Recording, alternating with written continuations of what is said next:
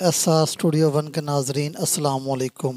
نبی کریم صلی اللہ علیہ وآلہ وسلم نے فرمایا، جس آدمی میں یہ 3 نشانیاں ہوں گی وہ خوش قسمت انسان ہے۔ 3 نشانیاں کون سی ہیں؟ جاننے سے پہلے آپ سے گزارش ہے، اگر آپ نے ہمارا چینل سبسکرائب نہیں کیا تو چینل کو سبسکرائب کر لیں، ویڈیو کو لائک کریں اور دوستوں کے ساتھ شیئر کریں۔ رسول اللہ صلی اللہ علیہ وآلہ وسلم نے فرمایا کہ یہ 3 نشانیاں ہیں، جس آدمی میں یہ 3 نشانیاں ہیں وہ خوش قسمت انسان ہے۔ پہلا، خوش قسمت انسان وہ ہے جس کی زبان اس کے قابو میں ہے، یعنی وہ کوئی بات کرنے سے پہلے اس بات کو سوچے اور اس بات کو تولے کہ اس نے کیا بیان کرنا ہے، کہ وہ صحیح بھی ہے یا نہیں، کہ وہ کس انداز میں بیان کر رہا ہے، اس کا وہ انداز ٹھیک ہے یا نہیں، اور اس کے بعد بات کریں۔ اگر مسلمان اس بات کا خیال رکھیں کہ ہم نے کیا بولنا ہے، کیسے بولنا ہے، کس وقت بولنا ہے، تو یقین جانیں ایسا مسلمان بہت خوش قسمت ہے، بلکہ ایسا کوئی بھی انسان خوش قسمت ہو سکتا ہے۔ دوسرا، جس آدمی کے گھر کے دروازے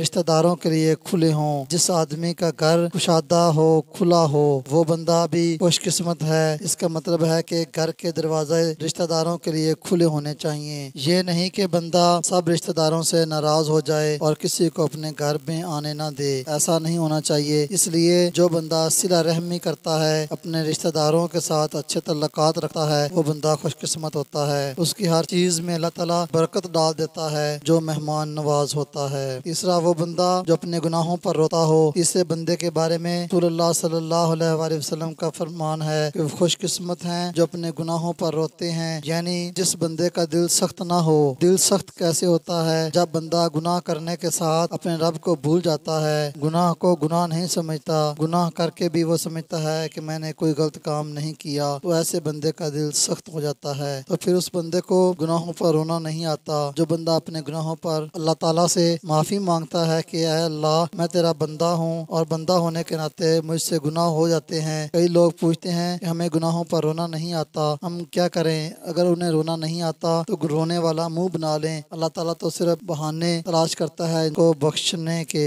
ان 3 بندوں کے بارے میں ارشاد فرمایا کہ جس بندے میں یہ 3 نشانیاں ہیں وہ بندہ بہت خوش قسمت ہے۔ تو ہم سب کو چاہیے کہ 3 علامتیں ہم اپنے اندر پیدا کریں، اور اگر ہمارے اندر یہ 3 علامتیں ہیں تو اللہ تعالیٰ کا شکر ادا کریں۔ دوستوں سے گزارش ہے کہ اپنی رائے کا اظہار کمنٹ سیکشن میں ضرور کیجیے گا۔